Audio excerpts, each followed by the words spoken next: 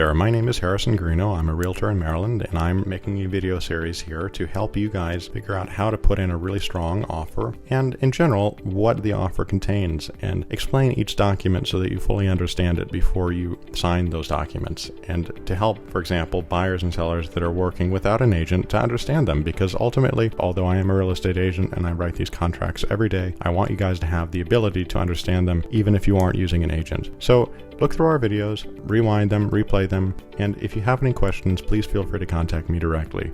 Thanks, and let's get started. The seller contribution addendum.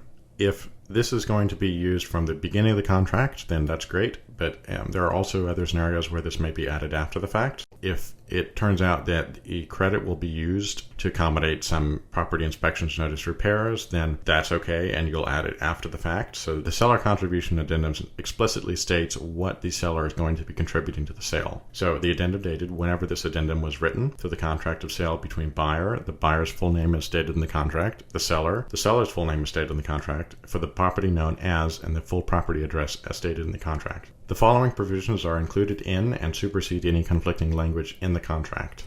In addition to any other amounts which seller has agreed to pay under other provisions of the contract, such as discount points or perhaps lender fees or recordation taxes, a little less common, but it's still possible, seller shall include a credit at the time of settlement in the sum of, so you're going to put either the dollar value, and you might consider writing the dollar out in words if you want, or you can just write the actual currency amount, and then you can put the percentage if it's going to be a percentage of the total cost. So you can either do it as, say, $1,000, or you can say 2% of the sales price. That's one option, okay?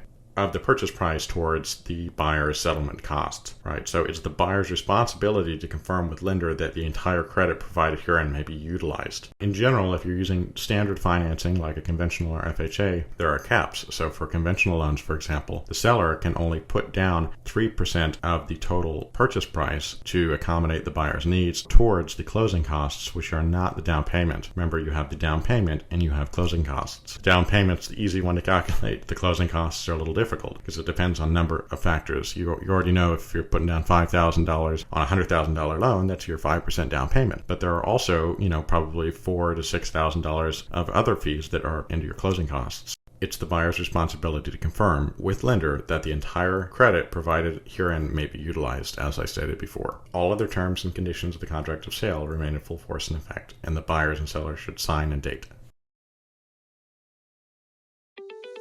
Thanks again for watching. If you have any questions or you would like to talk about potentially buying or selling a property, please feel free to contact me. My information is below and I would love to reach out to you and talk. So feel free to contact me and have a great rest of your day.